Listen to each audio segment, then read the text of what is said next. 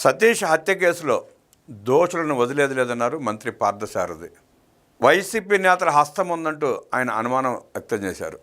వాళ్లే అన్నీ చేసి సతీష్ది ఆత్మహత్యగా చిత్రీకరించడం సిగ్గుచేటంటూ మండిపడ్డారు మంత్రి కొలుసు పార్థసారథి. తిరుమల ఏడుకొండల వారిని ప్రపంచవ్యాప్తంగా కోట్లాది మంది భక్తులు మత సామరస్యానికి ప్రతీకగా భావించి పూజిస్తారని మంత్రి కొలుసు పార్థసారథి అన్నారు. తమ కష్టాలు తీరుతాయని, స్వామి ఆశీస్సులు లభిస్తాయని నమ్మి భక్తులు కోట్లాది రూపాయల కానుకలను సమర్పిస్తారు. ఈ కానుకలు హిందూ ధర్మ వ్యాప్తికి, పేదల సంక్షేమానికి ఉపయోగపడతాయని అందరూ భావిస్తారు. కానీ ఈ పవిత్ర క్షేత్రంలో గత ప్రభుత్వ హయాంలో రాజకీయ కుట్రలు, దోపిడీ ప్రయత్నాలు భక్తులను తీవ్ర మనస్తాపానికి గురి చేశాయని పేర్కొన్నారు. గత పాలకుల నీచమైన పద్ధతులపై బాధ కలిగిందని అన్నారు. మీడియా సమావేశంలో మంత్రి మాట్లాడుతూ టీటీడీలోని పరకామణిలో ఏకంగా 100 కోట్ల రూపాయల విదేశీ కరెన్సీ చోరీ జరిగిందన్న వార్త ఆశ్చర్యకరంగా, బాధాకరంగా ఉందని ఆవేదన వ్యక్తం చేశారు. ఈ సంఘటనపై 2023 ఏప్రిల్ 29 రాత్రి 11 గంటలకు నాటి విజిలెన్స్ అధికారి సతీష్ కుమార్ ఫిర్యాదు మేరకు క్రైమ్ నెంబర్ 19/2023 కింద సెక్షన్లు 379, 381 ఐపీసీ కింద కేసు నమోదైనట్లు తెలిపారు.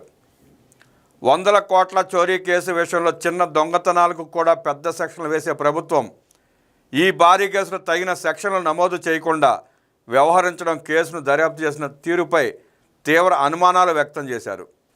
ఇది ప్రభుత్వ చర్యగా కాకుండా దోపిడీ ముఠా పనిగా ఉందని ప్రశ్నించారు. సాధారణంగా చిన్న కేసుల్లో కూడా ఛార్జ్షీట్ దాఖలు చేయడానికి నెలల సమయం తీసుకునే పోలీస్ శాఖ ఈ 100 కోట్ల ఫారిన్ కరెన్సీ చోరీ కేసులో కేవలం నెల రోజుల్లోనే ఏప్రిల్ 29న కేసు ఫైల్ అయితే మే 31న తిరుపతి 2వ జ్యుడిషియల్ మేజిస్ట్రేట్ కోర్టులో ఛార్జ్షీట్ వేయడాన్ని ప్రశ్నించారు. ఇంత వేగంగా ఛార్జ్షీట్ వేయడానికి ఎవరి ఆదేశాలు ఉన్నాయో ఆలోచించాలని కోరారు. అంతేకాకుండా 2023 జూన్ 1న ఫిర్యాదు సతీష్ కుమార్, నిందితుడు రవికుమార్ కలిసి కోర్టుకు వెళ్ళి ఈ కేసును రాజీ పడుతున్నామని జాయింట్ మెమో ఇవ్వడంపై తీవ్ర అభ్యంతరం వ్యక్తం చేశారు. వేలాది మంది భక్తుల మనోభావాలకు, కానుకలకు సంబంధించిన కేసును రాజీ చేసుకోవడానికి సతీష్ కుమార్ లేదా వైసీపీ నాయకులు ఎవరు అని ప్రశ్నించారు మంత్రి. ఈ రాజీలో భాగంగా నిందితుడు రవికుమార్ 14,50,00,000 విలువ చేసే ఆస్తులను టీటీడీకి దానం చేసినట్లుగా చూపించి 100 కోట్ల దోపిడీని మాఫీ చేయడానికి ప్రయత్నించారు. దీని వెనుక ఉన్న తతంగాన్ని ప్రజలు ఆలోచించాలని కోరారు. విజిలెన్స్ రిపోర్టులు కూడా ఉన్నత అధికారుల ఒత్తిడితోనే సతీష్ కుమార్ రాజీ చేసుకున్నారని చెబుతున్నట్లు తెలిపారు. ఈ కేసులో నిందితులపై సాక్ష్యం చెప్పడానికి, విచారణకు సహకరించడానికి వస్తున్న క్రమంలో విజిలెన్స్ అధికారి సతీష్ కుమార్ దారుణంగా మరణించడంపై తీవ్ర అనుమానాలు వ్యక్తం చేశారు. గతంలో వివేక కేసులో జరిగినట్లుగానే ఈ మరణాన్ని కూడా గుండెపోటు, ఆత్మహత్యగా ప్రచారం చేస్తున్నట్లు ప్రజలు భావిస్తున్నారని, ఇది కూడా వాస్తవమేనని అన్నారు. సతీష్ కుమార్ సోదరుడు ఇది హత్య అని ప్రకటించిన వైసీపీ నాయకులు బోమన కరుణాకర్ రెడ్డి పోలీసుల కంటే ముందే ఇది ఆత్మహత్య అని ప్రకటించడంపై అనుమానం వ్యక్తం చేశారు. ఈ విషయంలో అంత ఉత్సాహం ఎందుకు చూపిస్తున్నారని, ప్రజల దృష్టిని మళ్లించడానికి ప్రయత్నిస్తున్నారా అని మంత్రి మండిపడ్డారు. నాటి టీటీడీ చైర్మన్గా ఉన్న వ్యక్తి ఈ విధంగా మాట్లాడటం, ఆయన చైర్మన్ అయిన నెల రోజుల్లోనే ఈ రాజీ వ్యవహారాలు జరగడంపై లోతుగా దర్యాప్తు జరపాల్సిన అవసరం ఉందన్నారు. ఈ కేసును 100 కోట్ల భక్తుల మనోభావాలకు సంబంధించిన కేసుగా పరిగణించి లోతుగా దర్యాప్తు జరిపి దోషులను ప్రజల ముందు నిలబెట్టాలని డిమాండ్ చేశారు. రాజీ చేసుకున్న తీరు, ఛార్జ్షీట్ దాఖలు చేసిన విధానంపై విచారణ జరగాలని కోరారు.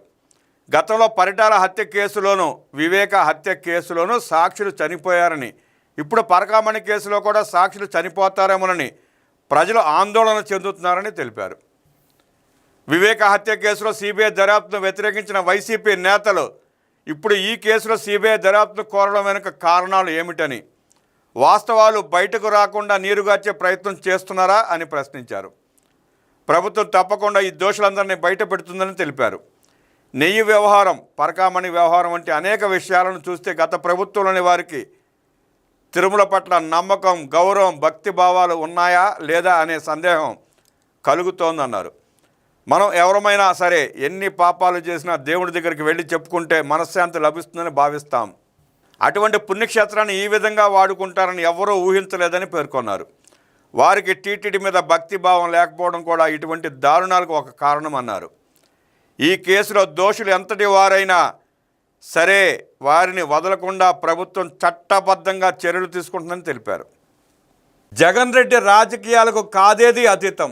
అత్యంత అవినీతిపరుడు, అరాచకవాది, నేర చరిత్ర కలిగిన మాఫియా లీడర్ జగన్మోహన్ రెడ్డి సీఎంగా రాష్ట్రాన్ని అన్ని విధాల సర్వనాశనం చేశాడు. వైసీపీ హయాంలో జగన్ను నమ్మి పనిచేసిన వాళ్ళు నేడు భయపడిపోతున్నారు. జగన్ రెడ్డి తన రాజకీయ అధికార దోపిడీ దాహానికి ఎవరినైనా బలిస్తాడు. అందులో తమ భేదాలు లేవు, రక్త సంబంధం లేదు, స్నేహితులు బంధువులు లేరు. వైఎస్ఆర్ అధికారంలో ఉన్నప్పుడు లక్షల కోట్లు దోచేశాడు. 16 నెలలు జైల్లో ఉన్నాడు. చట్టాన్ని ఉల్లంఘించటం, అధికారులు ఉల్లంఘించేలా చేయడం, మానసిక ఆనందం పొందడం జగన్ రెడ్డి నైజం. జగన్ రెడ్డి చేష్టలకు 10 మందికి పైగా ఐఏఎస్లు ఐపీఎస్లు జైళ్లకు వెళ్లారు. ఇది యథార్థం. ఎంతో మంది పారిశ్రామికవేత్తలు జైళ్లకు వెళ్లారు. నేర మనసత్వం ఉన్న జగన్ రెడ్డి తన చుట్టూ ఉన్న వాళ్ళతోనూ నేరాలే చేయిస్తాడు. వాళ్ళకి అలవాటు లేకపోయినా అలవాటు చేసి నేరాల్లో భాగస్వాములను చేసి బలి చేస్తాడు.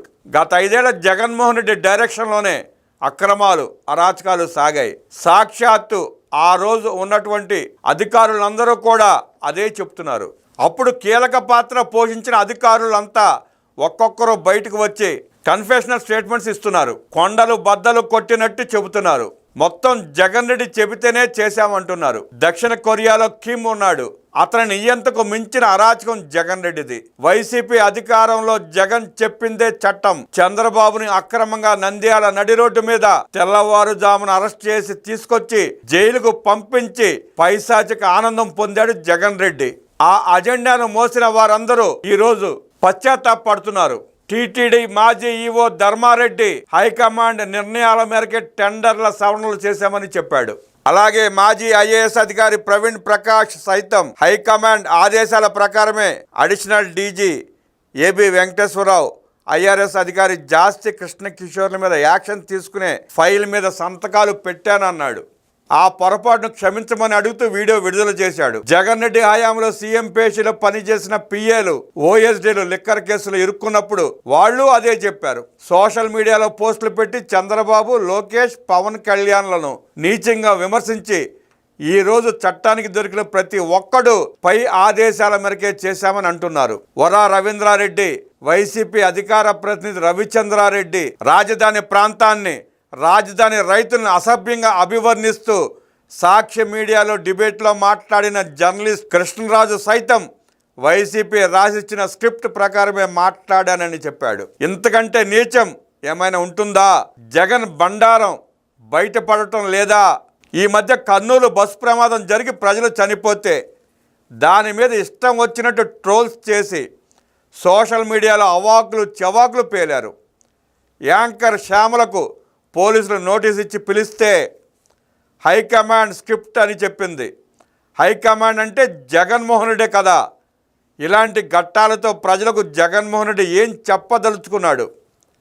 11 సీట్లకు పరిమితం చేసి ప్రతిపక్ష హోదా కూడా దక్కకుండా ప్రజలు ఘోరంగా ఓడించిన రాష్ట్రంలో మళ్ళీ అరాచకాలు, అల్లర్లు సృష్టించేందుకు కుట్రలు చేయడం ఎక్కడి రాజకీయం? ప్రజలకే కాదు, రాష్ట్రానికి ఇటువంటి నేర స్వభావం కలిగిన మాఫియా శక్తులతో మహాప్రమాదం.